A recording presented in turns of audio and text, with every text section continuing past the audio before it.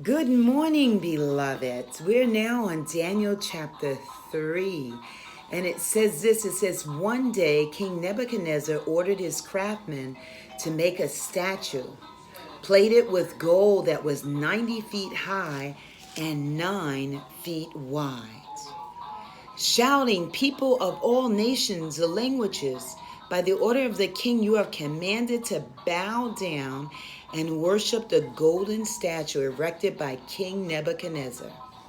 And every time you hear the sound of the horn, the flute, the lyre, the lute, the harp, the pipe, and all the other musical instruments, anyone who does not obey the king's command and we lost the page, and refuses to bow down and worship will be taken immediately and thrown into the furnace of blazing fire. So the moment all the people in the crowd heard the sound of the musical instruments, the horn, the flute, the lyre, the lute, the harp, the pipe, and all the rest, all the people, regardless of their heritage and nationality or language, bowed down and worshiped the golden statue erected by King Nebuchadnezzar. Meanwhile, certain Chaldean leaders stepped forward to make accusations against the Jews.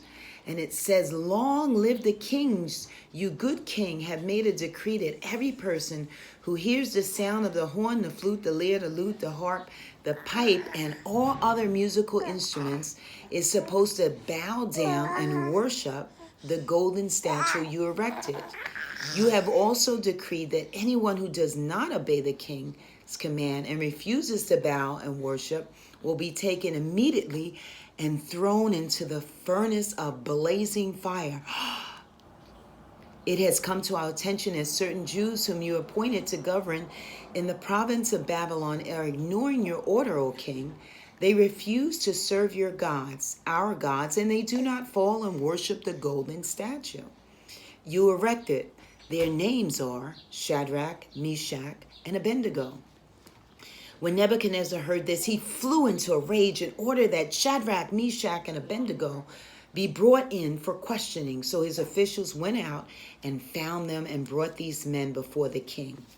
Nebuchadnezzar, it is reported to me that you, Shadrach, Meshach, and Abednego, refuse to serve my gods and do not bow and worship the golden statue I've set up. Is that true? If you are ready to comply with my order and fall down and worship the statue I had made when you heard the sound of the horn, the flute, the lyre, the lute, the harp, the pipe, and all the other musical instruments, then things will go well for you from here. But if you refuse to worship, you will be taken immediately and thrown into the furnace of the blazing fire. What God could possibly rescue you from my hands then? Well, Nebuchadnezzar, we have no need to defend our actions in this matter. We are ready for the test. If you throw us into the blazing furnace, then the God we serve is able to rescue us from a furnace of blazing fire and release us from your power, your majesty. But even if he does not, O king, you can be sure that we still will not serve your gods, and we will not worship the golden statue you erected. At this, Nebuchadnezzar flew into such a rage at Shadrach, Meshach, and Abednego that the onlookers saw his face twisted and distorted. With fury burning in his eyes, he ordered the furnace heated up 7 times hotter than usual. He commanded some of his strongest soldiers to tie up Shadrach, Meshach, and Abednego so they could be thrown into the furnace of the blazing fire. So the Jews were taken and tied up so quickly that they were still wearing the clothes they had when they arrived, pants, cloaks, hats, and all. And then they were picked up and thrown into the furnace of the blazing fire. The furnace was so hot the king's command carried out so quickly without any precautions that the soldiers who had put Shadrach, Meshach, and Abednego in the furnace were themselves burned by the heat of the raging fire. And the 3 Jews, Shadrach, Meshach, and Abednego, tied and bound, fell into the furnace of blazing fire. Nebuchadnezzar could hardly believe his eyes. Shocked, the king jumped up and asked his advisors, Didn't we tie up and throw 3 men into the heart of the fire? Yes, O king. Then why do I see 4 men completely unbound walking around in the middle of the fire? They don't appear to be hurt at all. And the 4th, he appears to be, yes, Selah, like the Son of God's. Then Nebuchadnezzar moved as close to the door of the furnace as he dared without being scorched. He shouted over the roar of the blazing fire, Shadrach, Meshach, and Abednego, servants of the Most High God, come out right now. Come here. So the 3 men made their way out of the fiery furnace. And then the officers, the prefects, the governors, the king advisors moved closer to see what had happened to these men. They too could hardly believe their eyes. The fire had done nothing to harm these men. Their hair was not singed and their clothes was not scorched. They didn't even have the faintest smell of smoke.